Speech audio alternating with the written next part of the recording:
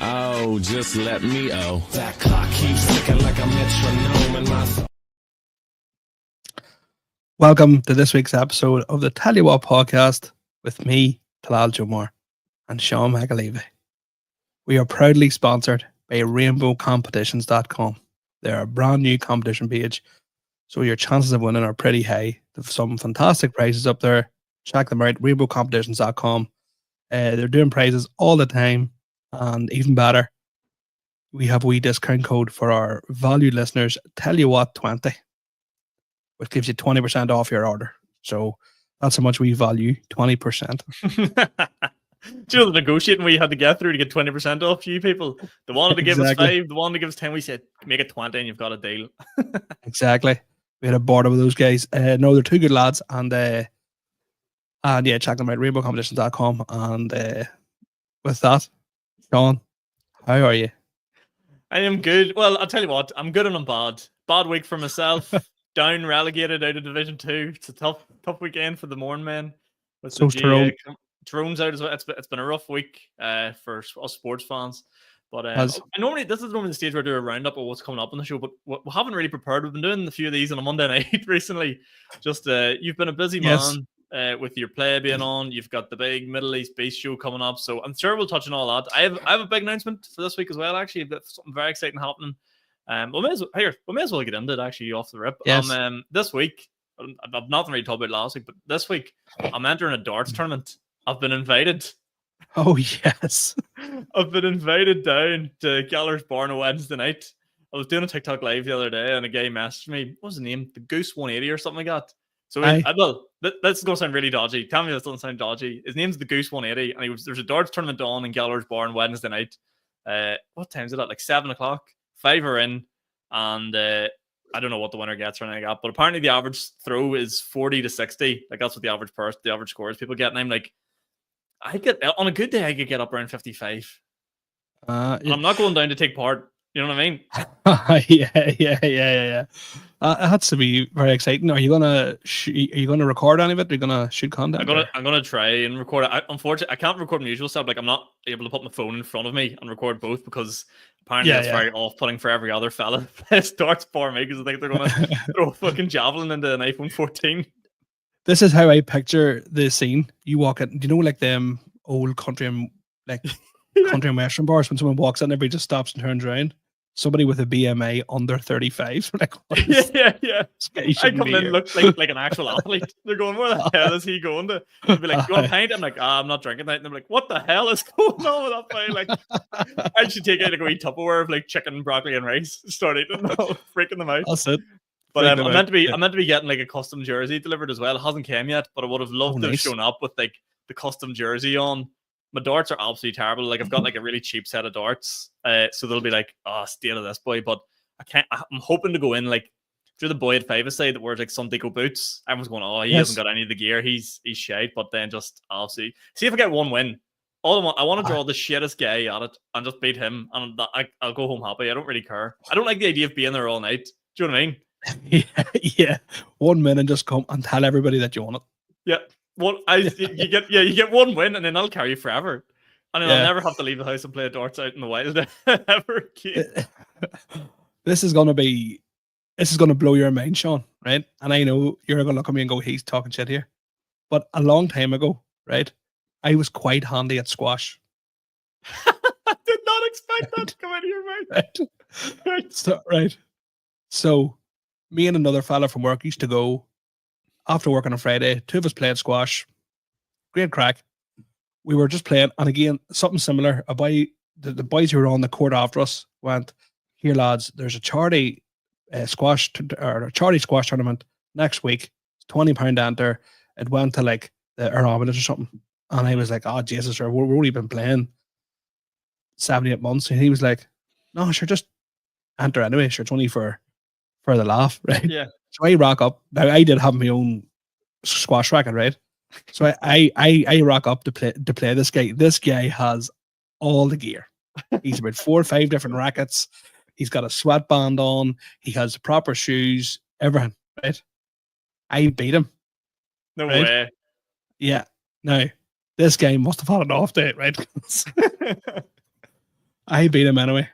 And this guy has a full-on John McEnroe. Oh no. Smashes his racket off the. Like, it's a charity event. I literally, with no pressure on me, I was like, if I get beat here, I don't care. Yeah. I was kind of half expecting to get beat. Played the. Oh my god, he racked the racket off. Like I mean, smashed his racket on the court. Wouldn't even shake my hand after. Absolutely crazy. I played the next guy. Never got a point. Destroyed. Like I just went down. But this just reaffirms me that squash, ultimate loser sport. It really is. Like I can't, like, at least with tennis, if you're smashing rackets, there's a kind of cool, like there's something very sad about that scene. That man just smashing up a squash racket. Like, do you know what it was? And like, every time I probably was not serving correctly because me and the other guy that played, we sort of half knew the rules, didn't know it all, right? So I was probably getting favorable calls because it's like a charity match. I weren't going to get too bogged down on this. Mm-hmm. And he was calling out all these fouls and all. I was going mental. And I think he just got himself that worked up. He just couldn't play. And there was like one time, and there was one time where like it's bad squash etiquette if you make a shot and you don't move out of the way. Oh yeah, you've got to like clear the spaces, not it? Yeah. Right. So one time, now I did genuinely make a move, but he ran into me. And what he didn't call me, like, and I was like, lad, it's a fucking charity match. Like, yeah, come on. You know on, what I mean? Like, you know, like, it was mad anyway. But I'm heading this darts on him. I'm secretly hoping I can take it home. Do you know what I think's going to help me? Because everyone's saying there's like a different anxiety about getting out of the house. And like, man, I do stand-up comedy. If I can do the nerves, I can throw a wee dart at a wall. And also, I don't really proclaim to be amazing at darts. I just sort of enjoy it and think it's a bit of crack. But I just really hope there's not like some boy that's class. Like I just don't want to get. Do you know what my actual fear is? My actual fear is like really beating someone. So like saying getting down to a double quite quick, and then missing like 9-10 darts at double. That's gonna be the because I'm not here. I'm not gonna lie. I'm not great at doubles. Not good at finishing the game. I can score alright, but I can't hit doubles. Like, and it's like. I actually would love to go and watch that, to be fair. I'm just going to watch it. My math is terrible. I know what they're going to do. I've seen these tournaments before. If you're not playing, you have to be score counter for someone else. So you like have to count what's on the board and then subtract what's left. I can't. Yeah. I legit can't do that. Like, I always use the apps. I have no clue what I'm. If someone hits a 17, I'm just going to be staring at it. Like I have no idea what's happening here. Like. So I'll let you know how I get on at the darts tournament and if we win. I really hope it's a favour in. I hope if we win a serious box, you know, a big investment will be made after a win. Like, yeah, just going around, just getting turned around the country playing amateur dart tournaments be class crack. My dream is to stand up, right? Turn stand up, but also whoever, like, if you ever had a support act, we'll just play darts backstage. That's it. Like, Joe, and you're like, do you ever be having like really good crack at a gig and you're like, right, you have to go on, and you're like, fuck, Jesus, no, like, I'm not having too much. There was one time I think PBs in the Moy had it. Yes. A darts board set up downstairs, and it was actually me and Victoria. We were just throwing darts, like playing around the clock or something like that. And this was before I was an assassin on darts, but I was still having my fun, like still enjoying it. And I remember him being like, right, need to go here, and I'm like, oh, for fuck's sake, like, I was having fun here. That would be the ultimate sort of like double job. Imagine imagine you were like touring the UK and Ireland and further abroad, and you just put on a gig everywhere you were in a darts tournament. That would be so good. So, because you know the way, like, the Matchroom came over and they did like a 5K before the boxing event, just before my gig. We're playing darts at like 12 o'clock in the pub, and they're like, right, lads, see you at the gig tonight. Just unreal. Fat mess is playing darts. Yeah, I'm gonna have to start getting in shape for this, so I'm gonna have to start growing the beer belly out and, you know, really roughing it up. Like, you don't want to be a skinny darts player. Like, I have the dad for you. I have the dad for you. Weird TV and you just go opposites. Oh god, that would be a sorry sight. Like, I know. But if there's one man, I've known you nearly 3 years, Sean. There's one man who can make that happen. It's you. That's don't even start, man. You already know I've got like the vision for all this. I've already manifested it all. But the problem with my darts career, right? We're going to call it a career now. The problem with my darts career is I am moving away this year, and I'm like, there's no point in me putting too much effort into this. Like, I went to a dart shop the other day, and the guy was trying to sell me like Phil Taylor darts at 50 quid and all. And I was like, new dartboard and all, and I was like, oh, might upgrade and all. And I'm like, I'm not going to throw a dart when I go to Canada. There's no way. But here's the thing: in Canada, they have proper sports bars where there'll be dartboards. So if anything, your move to Canada subconsciously is made. You subconsciously moved to Canada. Get better at darts. I'm gonna get. Yeah, it's like I'm actually secretly going. I'm going for like high altitude training. I'm gonna go up into like Whistler and all, throwing darts in like the freezing snow. Get the Rocky music going. Exactly. So I could get dual citizenship if I had Irish citizenship and Canadian. That's a big market. We're going to. Right, I said realistically this time like genuinely, right? Genuinely, I am the sort of stupid person that believes. See, if I trained what them boys train every day that are on the PDC tour, 4 hours a day. That's all they do, and that's not. That's so lazy. Like 4 hours a day. I could get on that PDC tour. Not this year, the following year. But you could probably do 6 or 8 hours, because I would say 4 hours of walking. How far is it from the line to the board? All right, yeah, like 6 feet. No, just over like 7 feet, 8 feet. So walking 14 feet continuously for 4 hours, it would get you. Whereas you've got extra 2-3 hours in your shop. Yeah. They're wrecked by the end of that 4 hours. I didn't even think of that. Like, man, I've done the 3,000 steps so that I need to sit down. Exactly.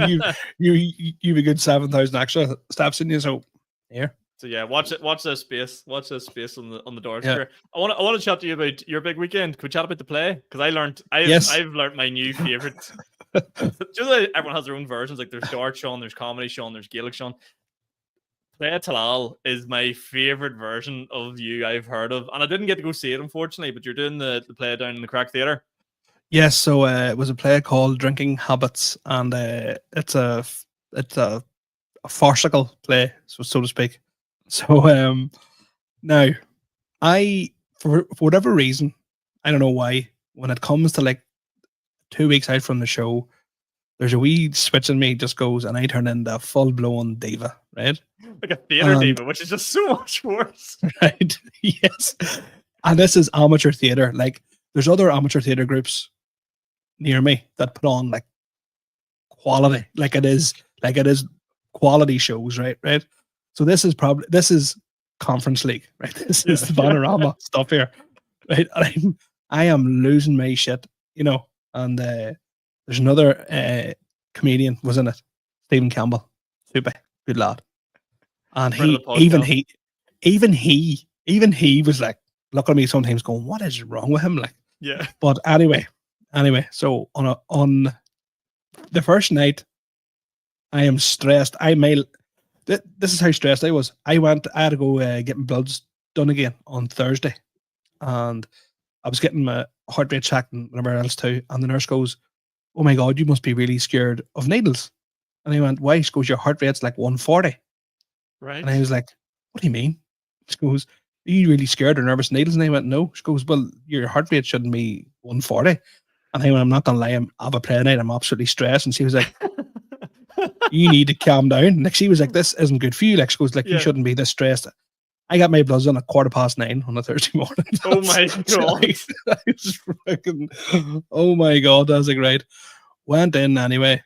The first night goes grand. No, I've never done a play before, but the only rule I know is if you're going to go see a play, never go on opening night. Even if it's West End, it's always a disaster. It's always a disaster. Now, the thing was, and everybody is stressed. Like, you can hear it in everybody's voice when they go on stage. Everybody's a bit stressed. Everybody makes a wee mistake.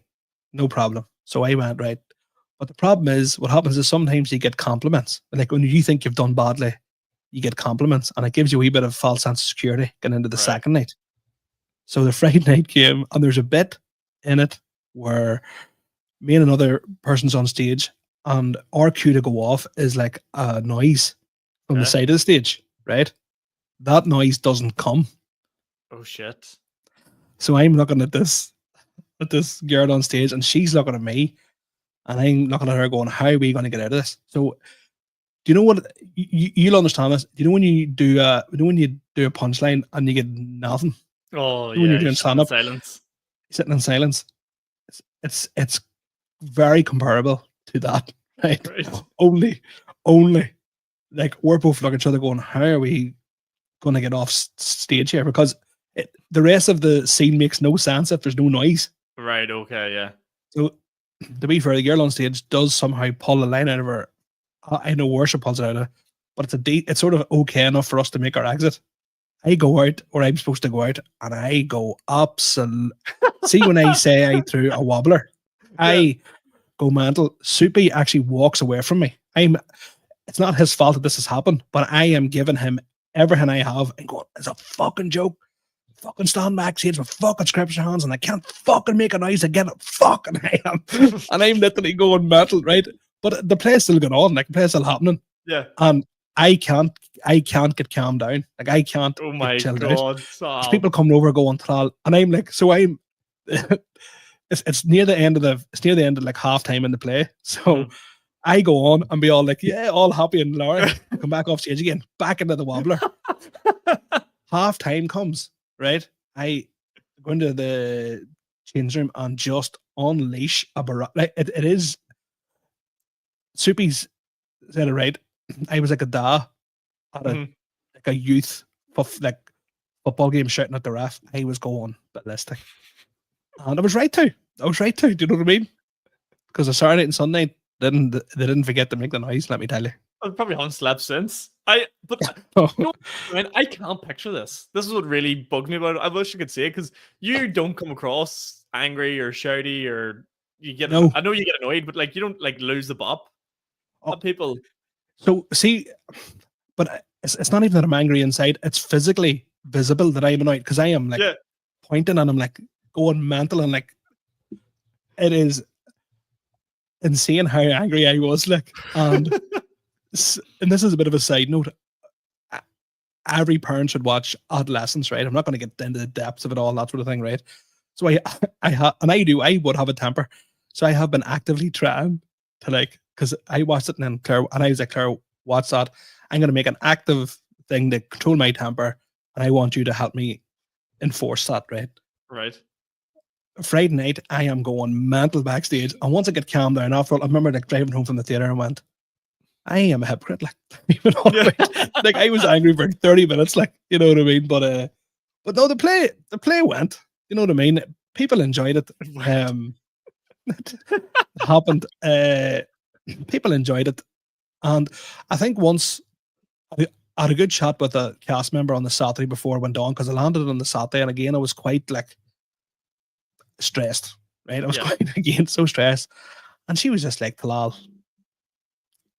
calm down. Yeah, we do this for the fun. We do this for the crack. We're not looking to win any awards. We're not looking to make it on TV. And I went, you know what? You're fucking right. Exactly. Yeah. It's just she was like, Talal, like there was no call for you to be that angry last night. And then I goes, but there wasn't. She goes, no, Talal, it's over and done, man. You can do it. Change it. And I went, no, what, you're right. And then I sort of just enjoyed the rest of it, because I sort of announced my retirement into the group chat and all today. I was like, that's. Wait, was this after you had the wobbler, or was this at the end of the? No, this was today. So the play was last night, and but no, here, look at. So to be fair, I love how you're like, I announced my retirement there. Definitely like, Talal, get the fuck out, you sick. The banners at the back. Thanks for the memories, but it's time to go. Exactly, 100%. But it's just been it's just took such a mental toll on me, as in like, from being ill for like 99% of the rehearsals to the stress of everything about doing a play. Doing a play is very stressful. Like, it's almost, I used to think it was worse than stand-up, but it's not. It's actually, doing theatre is worse than. Do you think so? Stand-up. For nerves? Oh, 100%. Yeah, 100%. Well, I'll be honest. There's part of the reason I didn't go down to the play was because part of the reason I didn't go down to the play is because a part of the respect I have for you probably would have died from going to the play. Not in like how do I put this nicely? It's a well-known fact that I think improv is the worst thing on earth, right? So yes. It's like, as a theatre performance, and as someone that, you know, I've done speech and drama growing up and read poems in the town hall and all this here and do stand-up, which is all artsy stuff, but there's something about a play that I just think part of me, like, you can't, like, if like all the lads from the group chat showed up to your play, you just die inside. You're just like, oh no, this isn't for you. Like, so it is a thing. You're either into it or you're not. Yeah, like, that's it. I do enjoy a good play, right? Mm-hmm. Or like a musical or something. and I have like one of my best mates. He's also into it. Yeah. So at least I have somebody to talk about it with, because he went and seen Yeah, it on fair. Sunday. Yeah, he seen it on Sunday, and he was like, "You know why you were so worried about it?" He goes, "It was grand." Like, he goes, "It was all right." Like, and he went, Yeah. but I want more than all right. Yeah. He wants to go. That's good. Like, but again, I sold a few tickets on the back of it, so I was all right. So I was You said you got. Did you say you got an applause break? Hey, unheard of in theater. Let me tell you something, right? Unheard of. So there's this bit, and the way I acted out as if I just thought of it there now, Okay. right? So what a performer! What a performer! hi, unbelievable. So the Saturday night audiences are always the best, because I've had a few, right? I've always had a few, and they're a bit. It's just I'm basically making up this story of why I was caught, because there's this scene where looks like I'm kissing a nun, but me and the nun are actually two spies. We're not actually real nuns. Here, class story, by the way. You're a nun in this play. I was a nun. I was a priest, a nun, and a cardinal. All here. You know what, Sean? It was recorded. If I ever get the recording, I'll send it on to you. Crack theater, take my money. I should have went down to it. God damn it! It turns out then that the Mother Superior and the head priest and the commander are actually my man here. Storyline of the century. Storyline of the century. Anyway, right. So I'm trying to explain to this nun why I was kissing this nun. Right. But I make it as if I've just made it up, and this whole big thing that I was sucking a bee stinger out of her lip and all this sort of thing, and she's allergic to all this sort of stuff. And I sort of tell it, and sort of as a story goes on, I'm getting more confident and saying it really, really fast. And I finish with, "Thus, I saved her life." Applause break, and some woman actually in the audience went, "Well done." And hey, you shouldn't break the fourth wall, but I let out a wee to the audience. So shouldn't have done it, but I broke the fourth wall. I love how everyone else has to be professional as soon as you do it. That's all right. That's all right. But it was one of those ones. But see, to be honest with you, doing them plays, they're actually good crack. Like they are all the stress and all that like you do. It is good crack. Like, I would say though, it's like everything. Though the worst part of like doing a play is probably doing the play. You see all the rehearsals and all that. That'd be class crack. All that it is. Sort of stuff. It's like doing open mics. What makes a great crack, and then you get booked to do like a big venue, and you're like, "Oh fuck this!" Like, this is a harsh, huh? This is terrifying. Like, yeah, it's like when we first got booked for like a Lavery's. Yeah, you don't enjoy it. Like you genuinely don't enjoy and you always, and doing stand up, you're like, "Oh, I can't wait to be in the green room." All that, and it's the worst thing. It's the worst thing you could ever imagine. Yeah. Very similar. But what I like about it is, if somebody makes a mistake on the night, and it happens, it's very easy to forget a line, especially if you haven't learned them. But there's people who didn't learn lines. Anyway, I did. But anyway, but Soupy walks on, right? Soupy walks on, right? He's meant to say, "I'm Father George," right? But my character, when he's spanned, because I'm a reporter, he's dressed up as a priest to span this nun to find out if they're making wine or not. I've changed my name to Father Paul. So Soupy walks on and goes, "Hi, I'm Father Paul." And I'm like, "That's class." That's class. That's unbelievable. Such a gobshite. Yeah. And so funny. So anyway, that's been it's been a stressful week. I'm glad it's over. Don't get me wrong. I'm glad it's over. I went on Saturday night, Sean, and had my first 2 pints since the 20th of December. That is mental. And let me tell you something. Crazy. Talal was feeling it. Let me tell you something. Over 2 pints? I had 2 pints. I hadn't, because I haven't drank, and even before that, I wouldn't have drank that much last year. 2 pints. And I remember it was like, I'm dead on. Got into my own house and sat down in the chair and went, "Oh, Talal, you're feeling them pints." Like, so I've a stag do in 2 weeks' time, which I'm absolutely shite myself for. But anyway. You look like you're slightly buzzing for it though. When you mentioned it the first time, you're like, you've a wee bit of love for the game back in your eyes. I can see it there. Them 2 pints just set you up rightly. Let me tell you something. And it was perfect. It was perfect. There was me and a couple of ones from the play. Walked into a bar in the Moy. So I actually got refused entry to a bar in the Moy. Not happy about it. Not happy about it. Now, was I wearing a full fucking shell suit? Yes. Ooh. Irrelevant. But to be fair, I knew the branch, and he was like, can't let you in. He's like, and it's a newborn the way, so it's like trying to make an impression. To be fair, I knew walking up that I wasn't going to get in. I was like, oh, sure, I'll chance my arm. But the bar was packed, and they were like, no, you're the Dave Chappelle of the Muay too. Like, do you know what I mean? Like, you can go smoking fucking in these places, basically. Like, that's but terror, like. I think I was wearing like navy tracks bottoms and the brightest pink, like shell suit top. They're just like, nah, that's not. And so I was okay. Went to PBs, and there was about 3 people in it. So we got into a wee corner. The band had just finished. No. So that's great. No, I like wee bands. No noise. No, but they put we picked a couple of wee songs in the jukebox, Sean, so we could listen to what we wanted to. Yeah. And just had a good chat. Class. Good shot. Right. Everyone friends again after the play. After you. I'd pay to see after the wobbler at those plays. And then you announced your retirement then? Was it yes. Just we matched into the group chat, a big emotional speech, big monologue? No. I just went here. I literally wrote, thank God that's over. We'll organise a night out soon, but also consider this my retirement from the game. Yeah. You'll be sorely missed. I will. But no, it's just full steam ahead, Sean, for Middle East based. I have everything sorted. I have a photographer, I have a sound engineer, I have guys coming to video it. I'm going to sort my lights out during the week. Everything's done and dusted. What about the jokes? Oh, no. Hey. Sure, we'll away with them the night. Sure, it's how you say it, sir. You'll be alright. It's how you say it sometimes. But no, I actually genuinely the Middle East base this week. Let me tell you something. I've not been looking forward to something as much in a long time. Like, the Crack Theatre is my spiritual home, so the fact that it's your show just makes it even better. I actually don't know if I'll be drinking much at it because I have half gone off the rails the last week. You know, I'm not a massive drinker anyway, but last night went out for 3-4 pints on a Sunday, school night too. And it's just like this is not like you, Sean, but I think I've secured a lift down, so the option is there if I fancy it. Like, but tickets selling rightly, looking to be a busy night. Yeah.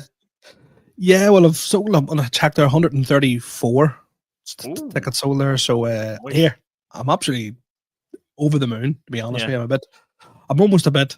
It's that old. Is it Irish Guild or Catholic Guild? It's called. I'm almost a bit embarrassed. Almost a bit embarrassed. It's like, oh fucking, I don't know.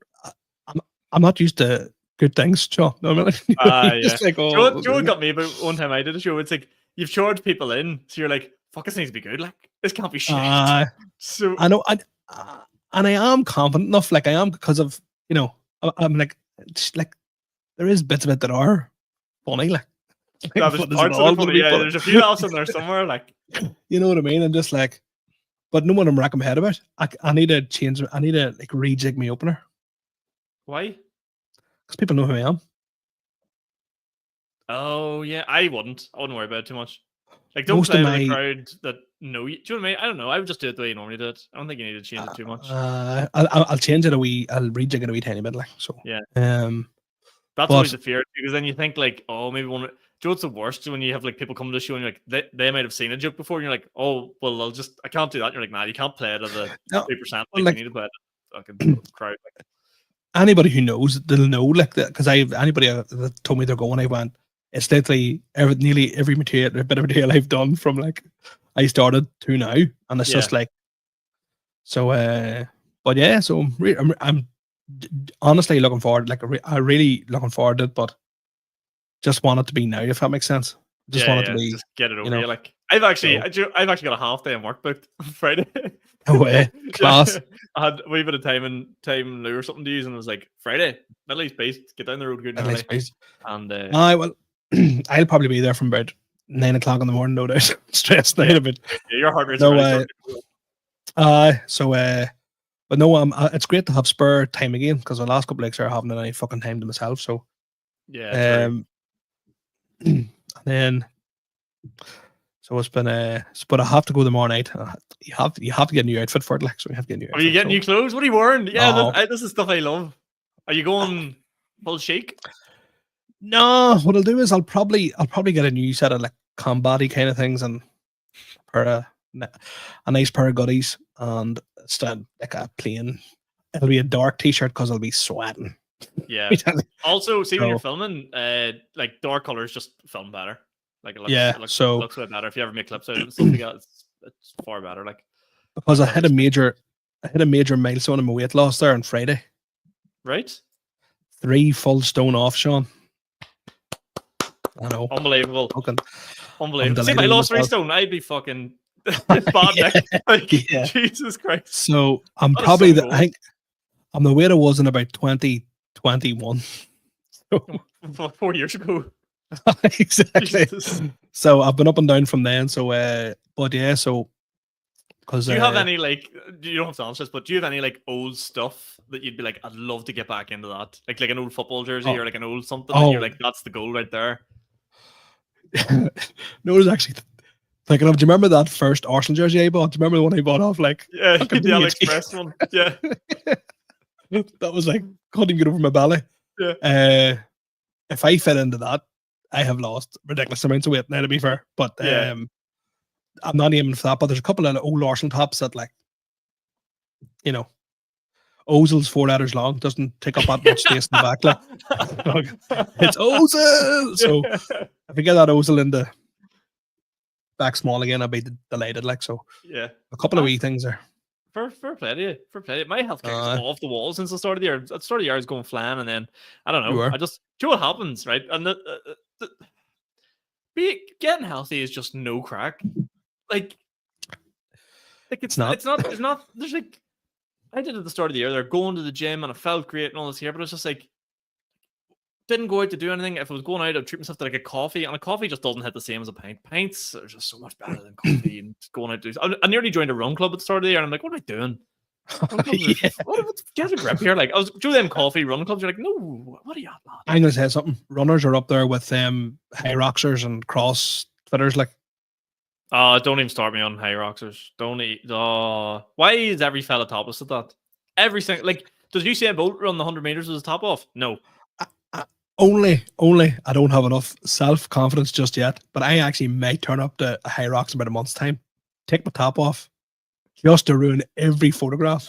Yeah. Just this big people are like, why is he wearing his fucking backyard or his fucking, what do you call them things, like a furry rug? Why is he wearing one of them? But high rocks should be more crack. It should be like marathons and stuff. You should have like people in like Barney the dinosaur outfits and like people should dress up for them. Like it should be a bit of crack. It's so vain. Do you know what also gets me annoyed? So the only healthy thing I've started from the year is cycling to work. I cycle to work quite a bit, 2-3 days a week. Good. But it's only like 15-minute cycle.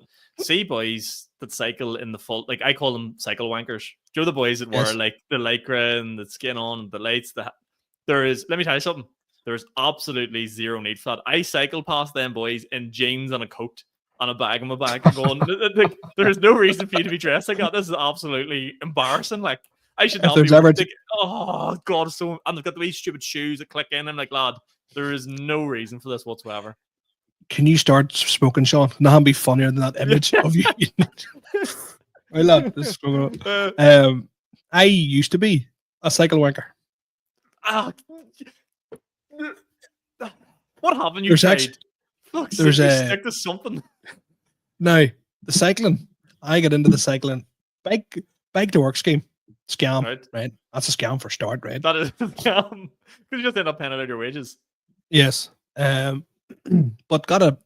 this was pre-children. Now, I do have a photograph somewhere of me in the full outfit. But I done lap the lock like 100 miles on a bike. Like. Did you? Oh my. I was flying.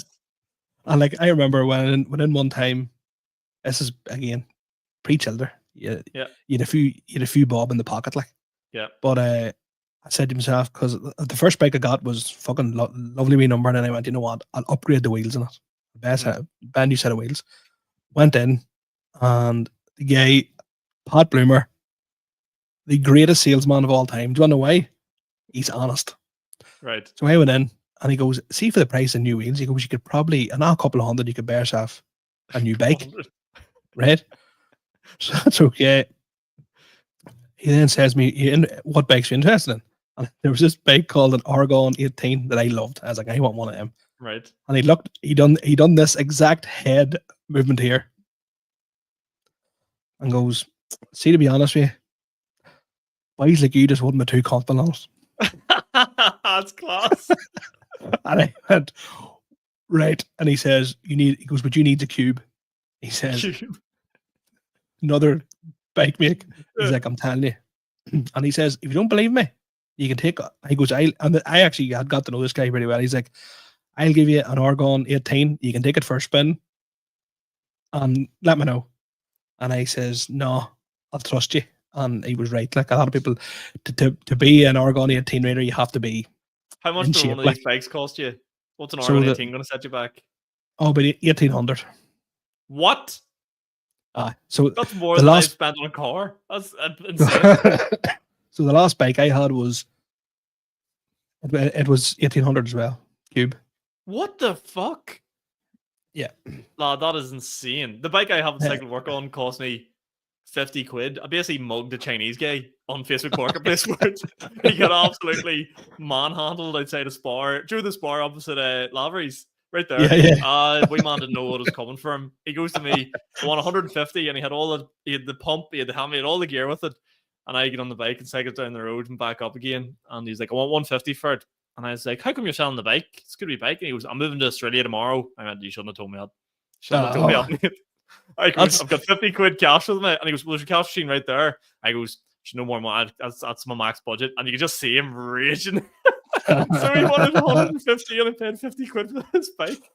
My favorite part of that story is, I think I've said it before on here, but the favorite part was when he realized, I was like, "I'd be able to cycle home in 5 minutes on this thing." It was like a 50-minute walk to meet him. And he goes, "Fucking cycled half an hour to get here. It's going to take me an hour and a half to walk home." I went, "Right, good luck." And just sit on.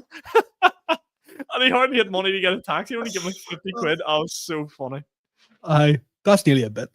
Did you see Gary Vee go around and do that like garage sale hustles? I should just do that on Facebook Marketplace. There could be a full documentary of me. I am a scumbag. Yeah. But no, the cycling, like, I done some mad cycle. Like, I used to go there Saturday morning, cycle 60, 70 mile. Like. Really? See, there was a By stage I had myself, like a really bad road bike, but like I would go out for like maybe an hour, and I did enjoy it. But it's the boy. I don't mind people that do that, like cycling as like, you're training for something or you're into it. But Yeah. these boys going to work it's driving me mental. And like, see, I guarantee not once in my life will I ever ring that fucking bell at somebody. Do you know how triggering that bell is to people? You hear that, like, say you're walking that wee ding, and they're so, I hate. As someone who's on a bike, I'm not a cyclist, but they're so entitled. That bell, if I hear that bell, I just want to kick the cunt off the bike. The clip-in shoes are deadly, but see, learning to use them. There's nothing for me in the saddle. Falling over is not funny, but for anybody else watching it is unbelievable. Yeah, because you come to an end of a junction and you forget to like click your foot out. And you realize, and it's too late. It's slow motion, like. Okay, but I had a couple of hairy incidents. Do you know the Newry towpath? Yeah. Right. So I would have cycled to Portadown, or I'd have cycled from my house to Newry via the towpath where you started Portadown, and back again. No way, down through Tandragee all. Yeah, that one. Yeah, Jesus Christ. One time I was bored on a bike. I just be like, after 20 minutes, I'm done. I'm like, I'm not. So it was me and another fella. Used to we'd been out in the bike together, so it was good enough crack. Yeah. But one time I went out by myself on the towpath, and my chain broke. I had to walk my bike back with them wee shitty shoes on, clipping along. Fucking clickety clackety's bike. And you talk about temper. And then I was like, Claire was away, and I was like, "Claire, I need you to lift me." She's like, "Why?" She was like, "The bike's broke. I'm stuck on Portadown." Like. Oh my! I'm never cycling more than 5 minutes away from my house ever. That's the horrors. Like, but my favorite cycling story is this: the day I got that new bike, that 1,800 pound bike, the very next day it was a scorcher of a day, right? And I was in work, and I was like, "I want to take this bike out for a spin." So I said to the manager, "I ain't taking a half day today." Dead on.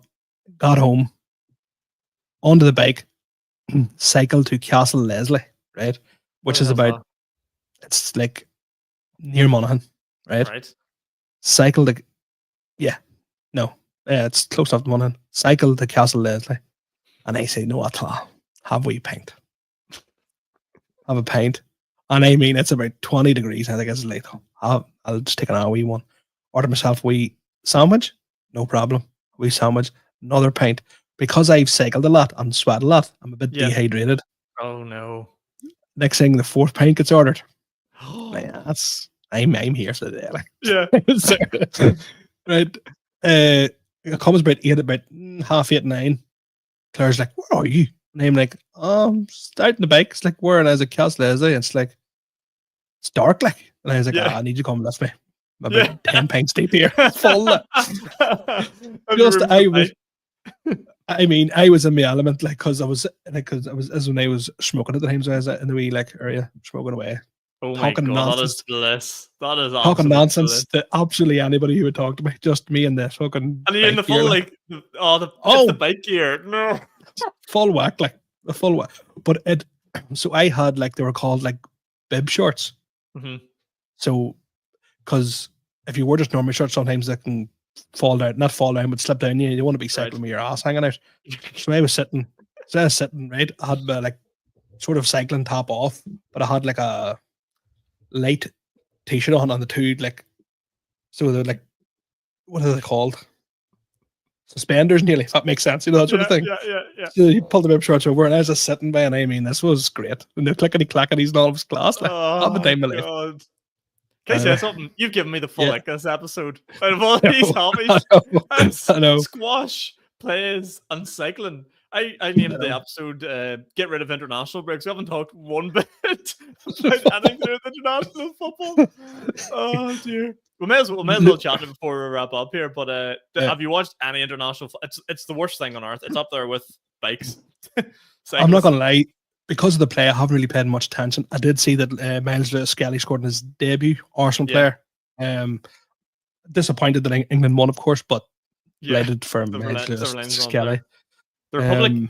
I actually don't even understand what any of the games are. There's people qualifying for the World Cup. There's people in the nation. Ireland are in Group B, whatever that means. Yeah.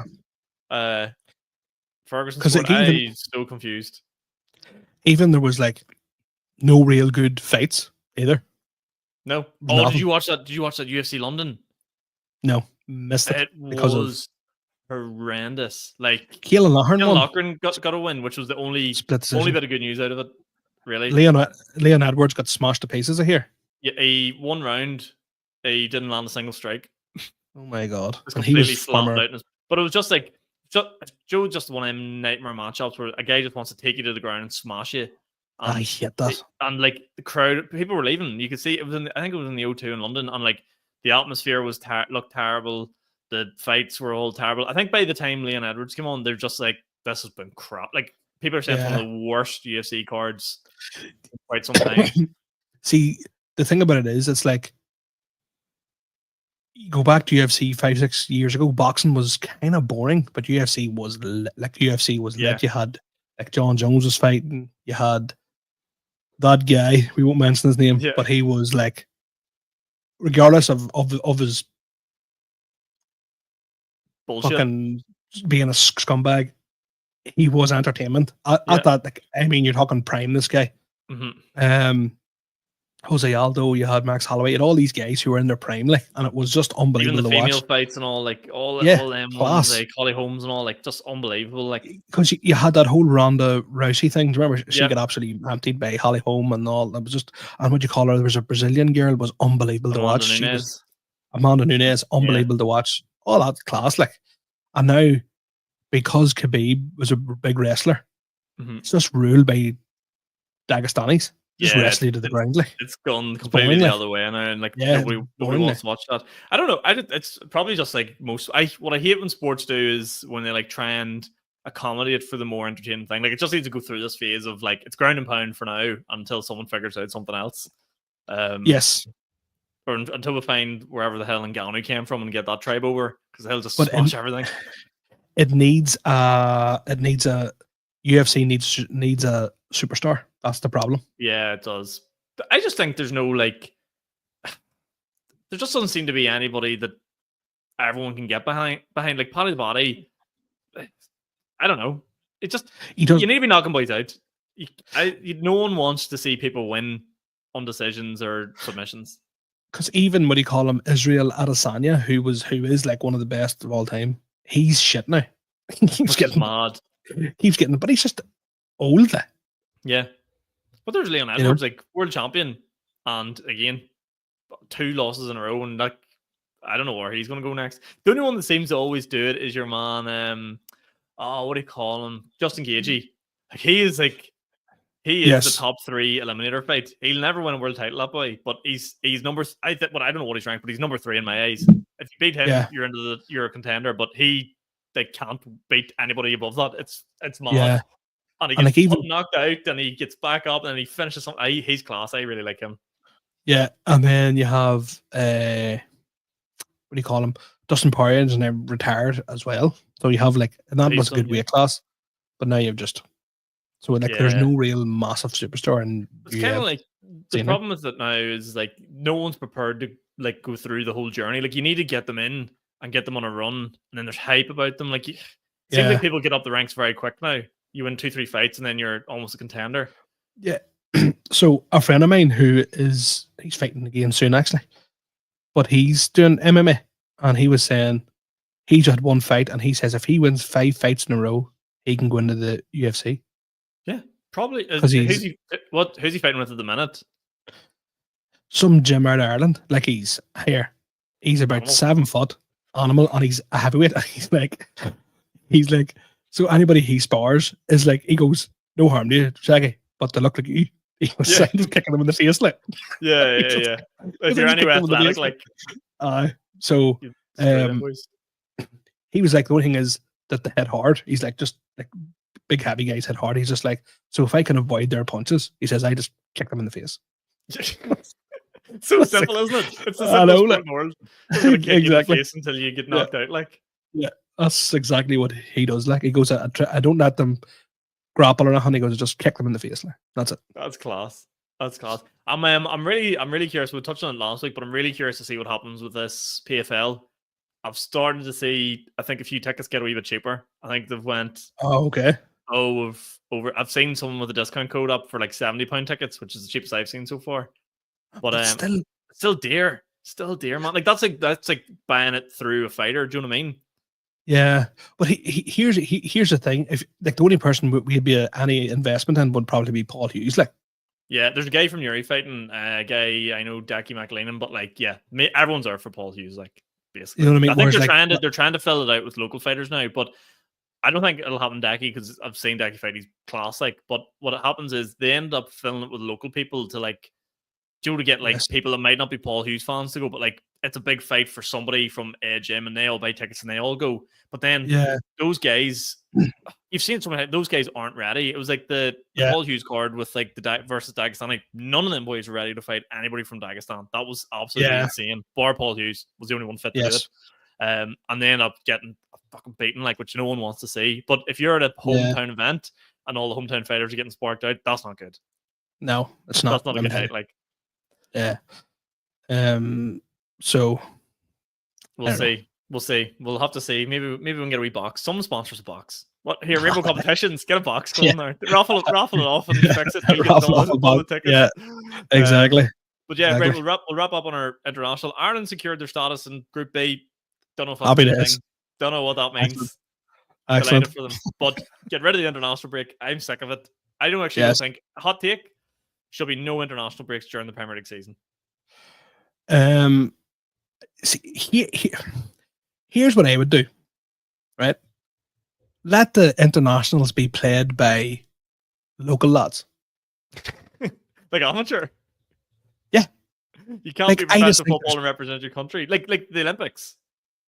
Yes. Okay. Like I think it would make say. Somebody playing for Shamrock Rovers scored 40 goals a season for 3 years in a row. Yeah. Well, not good enough to make it across the water. Let him have his moment. Yeah. You know what I mean? Go to the world. I actually do think that's interesting if you took away the professionals from the international football, because it would be such an even playing field. And not even that. You might have somebody who might go, say, for example, Thierry Henry. Right? I'm going to use him as an example. retired at what, 38, 39? Yeah. He could say, right, I can't really play professionally, but I'll drop down and help France. Yeah. Or you're capped. You can only play up until you're 21. Or Yes. if you're like, I'm trying to think, under 21 or over like 30 something. You're like, you're either really old or really young. You have to like, Yeah. you're either at the start of your career or at the very end of your career. You can't be, you can't be like 26 and run around playing international football. That's just sly. Like, No. But I just think that like it would make it so much, and I actually think you would get behind the team more. Just a good bunch of lads, like just a good bunch, and they could have pints afterwards and all, and they're not professional, so they could say mad shit. They could be like Hallions afterwards. I just think it'd be unreal. Like imagine somebody having to book time off work. I need time off work here. I've got fucking Azerbaijan away next week. Yeah. It'd be lethal, like. It's like, do you know, like boys that get pulled out of school, like back in the day, like going to play like Macquarie Cup or something like that. They're like, we need to dip out here for like 2 hours. We can't do religion after lunch today. We're going out. But I even think it would give them a chance then to play like that level and be seen. And next thing, all of a sudden, they're playing in the Premier League or Championship or whatever. Again, it comes back to the draft. This is why the draft is the ultimate system in the world. Once you get to 21, into the draft, teams can pick you up on like a January transfer window or summer transfer window. That'd be class. I mean, we're talking absolute nonsense here. It's never going to happen. Bring back Premier League. Do it, and it's not back on until next Tuesday. Not this weekend. I'm actually glad it's not. I'm actually glad it's not, because I was sort of going. I actually went. I no doubt Arsenal's playing Friday. I was like, no, Friday night Premier League game. Arsenal's playing, and we get beat by fucking Wolves or something stupid. Yep, disaster. But Miguel, go on. Miguel Merino scored again. Don't need a striker. The problem solved. Yeah, don't want him anymore. Go Liverpool. Go Liverpool. Well, maybe I'm thinking this Sunday this Sunday we'll be able to chat about your show, and I actually might throw in like a couple of like hot questions. So like, we'll do some like questions if people submit them in. Maybe something a wee bit different. Like, I've seen someone before who was like, if you could take one rule from another sport and integrate it into like a different one, what would it be? Or what's one? So stuff like that. We'll see if we can get some questions in, and we'll do something a wee bit different maybe this Sunday, because sports. I'm not talking about international sports. Not a fucking hope. No, it's RGA because thrown her shade. Downer shade. And downer shade. Roll on the championship, baby. We're championship teams. Let all them other clubs get. It doesn't matter what you do in the league. It's all about championship. Do you know what's actually tragic? We got the team that stayed up above us was Louth. How fucking dire is that? Oh, that's awful. Like, at least you just got relegated and like Armagh stayed up and Donegal, like good teams stayed up. Dublin, no, Louth, like that's the smallest county in the country. Oh, that's embarrassing, Sean. That is embarrassing. Although I will say this, the new down jersey's meant, so I don't really care. So that's the only thing that matters. Mm-hmm. But yeah, we'll leave it there. Get your tickets if you haven't done already. Middle East Beast coming to the Crack Theatre this weekend. The thing about this is, yes, Middle East Beast this weekend. I know what I was thinking there. Middle East Beast this weekend. Friday night, Crack Theatre. Gonna be me and MC by Sean, and Kieran Franco was also there. Like, this is Messi, Suarez, Neymar prime time. This is prime time, and it's gonna be a great night. And again, just do all the nice wee things on social media. Give us a share, give us a like, all that sort of jazz would be great. And don't be. I already know what's going to happen here. This is the final warning you're getting, because I know all the mates at all out there. Oh, must get down to see you. Must get down to see you. This is the one. I know. Only. It could be over after this. The comedy career could be done. Who knows? Most likely will. If you want to go see it, this is the time to go. You'll have to listen to it for a lovely wee amount of time. It'll not be too short, not too long. The perfect amount. All right. Here's the thing. I've never really forced anybody to go to anything before. I've never went. Exactly. Even when I do PBs and stuff, I'm not hounding people to buy tickets and anything like that. Even when I've done all the cool stuff I've done, I was like, but I'm like, this time. Now's the time. Go out and support your mate. You know what I mean? Go out and support the boys. Like, most of you didn't go to the play. You're all saving it for the Middle East Beast, right? I'm here. I don't blame you, but get down, get your tickets bought. I will see you all. That's me. I'm not even going to be able to MC now at the Crack Theatre. You'll be grand. You'll be grand. But thanks everyone for listening. We will see you all next week. Good luck. See you all later. Bye bye. Oh, just let me, oh. That clock keeps ticking like a metronome.